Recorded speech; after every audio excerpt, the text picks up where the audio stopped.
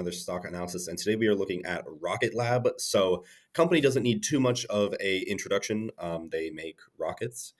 So we are going to be getting into the financials today, taking a look at the company, going through some recent earnings, and yeah, just getting an idea of where they're at. They just released earnings, and I believe they were pretty bad.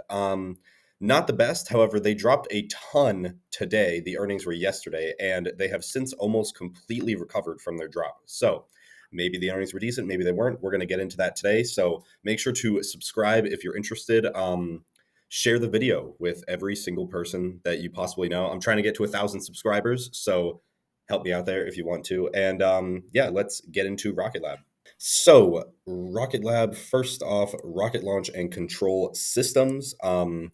Backlog value is projected to increase through 2025, so that's cool. It's basically just revenue they haven't collected yet, as far as I know. Anyway, market cap is at just under $10 billion right now. There is a chance this is not updated for the past few days, so depending on when this was updated, this is from the 27th, it actually might be slightly higher now. If we look at their chart, and no, it definitely is not, but it is just about in line with close yesterday, so it is very, very close to that. Target price at $24 a share. Long-term growth rate is aggressively negative. However, I would disregard that for the most part. Right now, we're at $19.88 a share, so we are a little bit below that target price now, which is good. If we look, the drop this morning was all the way down to $16 a share, which is insane.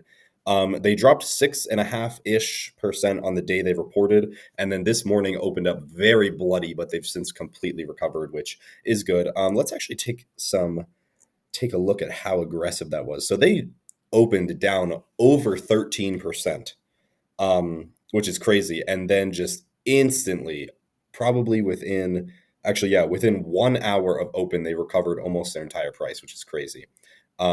That very rarely happens, especially if it opens up down that much. But I mean, whatever works for the company, as long as they're getting to do what they need to do. So looking over some things, growth summary doesn't really tell us too much. It's pretty mixed, and there's some crazy numbers here, so we're not going to go into that. Anyway, moving on now to the financials. So I believe I reviewed this company a couple months ago. I don't know how in detail I went, but we're just going to do the full review once again. So first off, let's switch this, make it a little bit bigger. Sales growth looks pretty solid. Gross income is actually positive, which is a little surprising. Net income is aggressively negative. However, with the way their sales growth is going, hopefully we will see some kind of revenue within the next few years, but we'll have to wait and see how that goes. But gross income being positive is definitely something. So I would take that as a very positive note there. Total shares are increasing pretty consistently every year, which is honestly to be expected. So I really don't have anything too much to say on that. It's not the best thing, but also, I mean, it's a rocket launch company. They got to make money somehow. And right now, I feel like the monetization of most rocket launch private companies, or I should say non-government companies, are pretty few and far between. It's kind of hard to make any kind of money. I feel like the commercial flight side of it, or even like the private flight side of it, is not going to be in any way profitable for at least maybe 5 more years.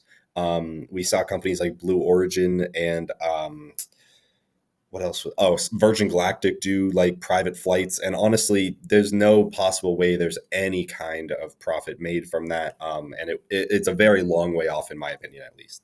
So the real way that they make money is through government contracts. And seeing the way the government is moving right now, at least in the U.S., with a lot of government spending being cut, I can't imagine that something like space or NASA for the US would be really prioritized. So it doesn't look great. But anyway, going off of the monologue I just went on, assets look okay. They did actually decrease in 2023, which of course was almost 2 years ago now. So let's go into the quarters. And it looks like they are basically at an all-time high for their assets. They're just at over $1 billion right now, which is pretty good. Let's just make sure. Yeah, they are just about at an all-time high in the past few quarters. Debt is okay. Their debt situation is fine. Um, they do have 400 million in cash and just over 450 million in total debt. So overall, I would say situation is perfectly fine. They have very little short-term debt, so as long as that doesn't run away from them too much, that is perfectly fine. Let's head into the cash flows now and see what's going on. So operating cash flow is very negative, which is to be expected. Investing activities, a lot of investments being purchased in the past few quarters. Before that, it was fairly mixed. And then financing activities, they are, of course, as we saw, diluting their stock every single quarter. And that is most likely and almost definitely just to help fund the company as a whole.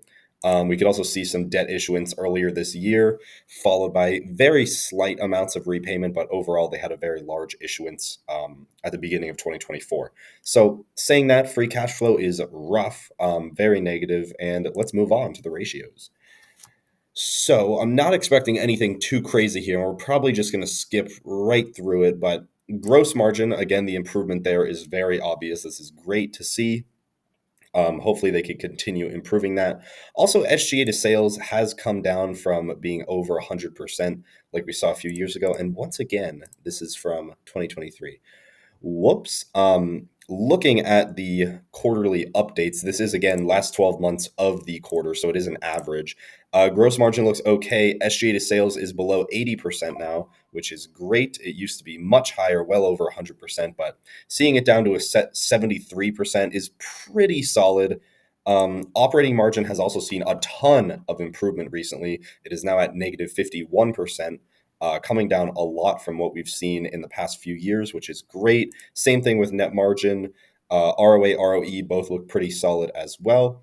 And that debt to equity is actually over 100% now, which is not great, but overall, I think they are mostly fine. That is on the higher end of what we see, but I think it's manageable still either way. It's just a matter of will it continue to blow up like it has been, or can they kind of get that under control? But I would say if they continue rising above that 100% mark, then it could be concerning. But right now, it is just like borderline concerning, I would say. So now let's get into their recent earnings report and let's see what all the fuss was about. So starting off with the metrics recap, hopefully they have a couple different things here. Sometimes they do.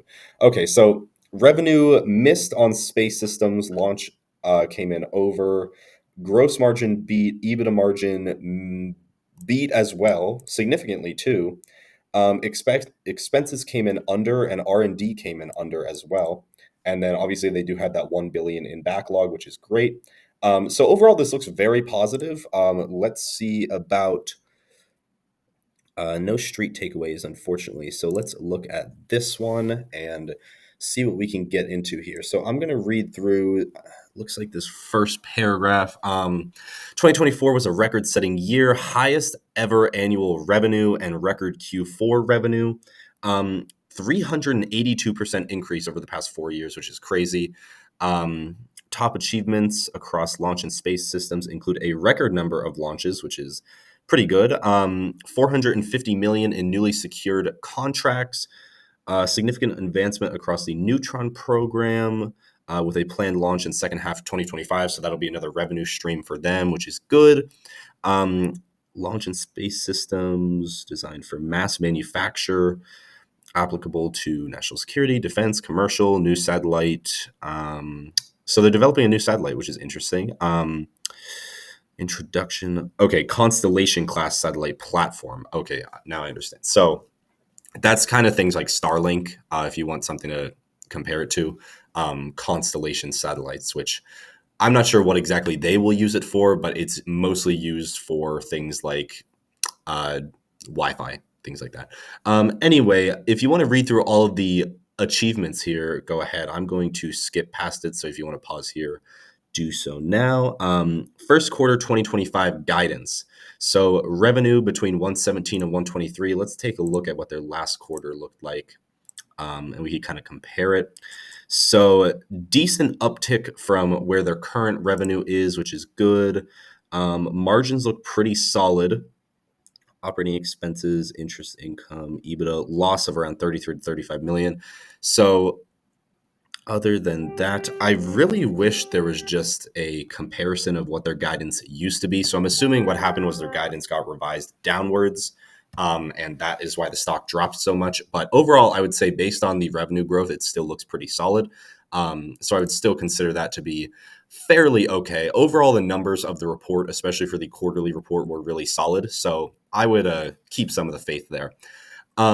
Looking at their chart, one thing I will say right away is that whenever you see a sharp drop like this to a specific price point, usually the stock ends up re-hitting that price. Like if we go back to the weekly time frame, this candle is basically just floating open. This is a huge gap for them. I would not be shocked to see it hit this price again within the next few weeks. It might not be as aggressive as this past 2 weeks have been with the dropping, but I think it will probably go back down to this range. It would not shock me at all to see that. Obviously, they can still go up, but clearly there was a ton of negative sentiment from this earnings report, which was bought back up, to be fair. But I still think that people are going to view it negatively, and it would not shock me to see this continue to drop back down from $20 here. There is a very clear gap right around this range, bottoming out right around the $15 mark. So that could be a support area. We'll have to wait and see. But overall, it looks interesting. Obviously, there's a ton of potential here, but overall, I'm going to say it's fairly high risk.